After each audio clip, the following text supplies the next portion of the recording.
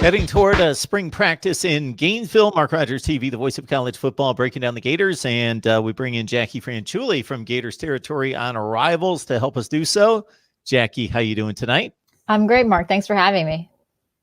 Yeah, we appreciate the time here, and we're trying to break down as many positions as we can possibly get to. And with Florida football gunning for the SEC Eastern Division, much of that effort is going to rest along that offensive line and the run blocking in particular for a unit that ranked 106th nationally in rushing per game at about 129 yards per game. So shake out the offensive line and what needs to be worked on this spring. Yeah, sure. So all eyes are going to be on those men in the trenches. There's no question about it. So last year, John Hevesy had the arduous task of replacing most of the line. They lost a lot of starters from that first group that Hevesy was able to coach. This year, they lost only one guy from last year's group. Obviously, they're looking for a new center. Nick Buchanan is gone. Brett Heggie should step into that center position. But they have to find a solution where they need to do better in the run game. Obviously, last year, the pass protection was okay, although sometimes, the right side seemed to be a problem, and Kyle Trask sometimes seemed to be in a lot of pressure coming from the right side. So what we're looking at in the spring is basically, where is Richard Garage going to play? He's obviously going into his third year now at Florida. He slowly became a starter towards the end of the year. I feel like Florida's offensive line looked the best when he was on the field. So the question is, will he slide into guard, since Brett Heggie, who was a guard last year, he would slide into center. Ethan White played guard last year, so he can stay at guard. But Richard Garage has some time also at tackle. So one way to look at the line would be Stone Forsythe will be at left tackle, and then Richard Garage would be at guard. Then you have Brett Heggie, then Ethan White, then John DeLance at right tackle. That is one lineout. But John DeLance did struggle last year. So, and you want to have maybe more athletic and fast linemen inside. So maybe Garage will go left tackle, Forsythe will go right tackle, Heggie will be center. And then the question is, would you put Josh Braun, the freshman who's coming in, is he ready to be in that position? Or is Michael Tarquin a guy who's able to be in that position? So those are some of the questions that we're going to be looking at to be answered when spring practice comes. And I think all will be kind of surrounding where Garage plays the most.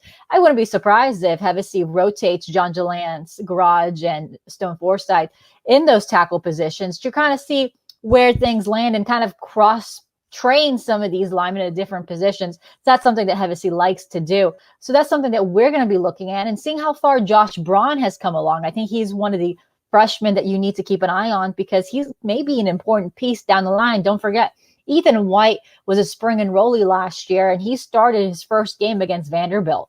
So it's not, out of the possibility that Josh Braun could come in as a first-year Gator and already participate. So that's something that we're going to be eyeing once, spring practice gets going. It's arguably been the weakest positional unit for the Gators over the last 5 or 6 years. They did have a strong effort 2 years ago with a lot of upperclassmen in 2018, possibly, and correct me if I'm wrong, may have taken a step back in 2019. Do we think that the recruiting is caught up with the standards there at offensive line? I think they're recruiting a lot better. I think Hevesy did a good job this go around. Obviously, Josh Braun was such a big pickup. They were able to flip him away from Georgia. Isaiah Walker is another good lineman that they were able to get.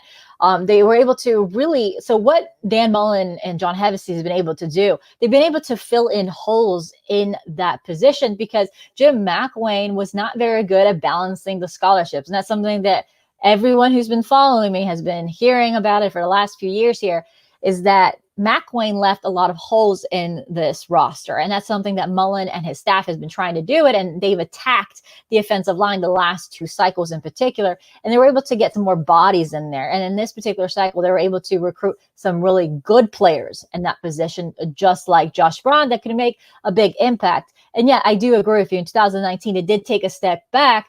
To be fair, they were trying to really replace all their veteran starters from a year before.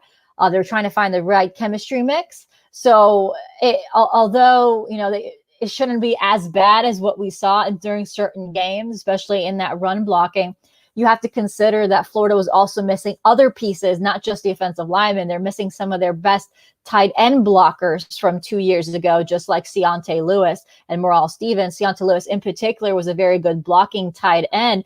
And although the tight ends that we saw last year, like Kyle Pitts, are really, really great playmakers, and he's a mismatch nightmare, and he's a great pass catcher, he still needs to work on his blocking. And we saw that during the year. So yes, we can hammer on the O-line did this, the O-line did that.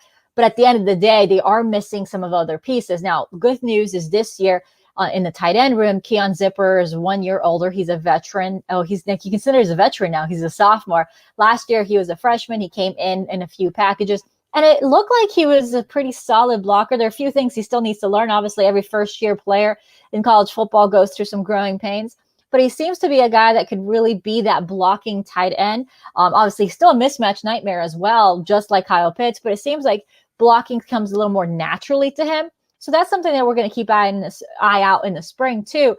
That yes, we're looking at the O-line as far as getting the running game going, but we're also seeing, like, can this team have other capable blockers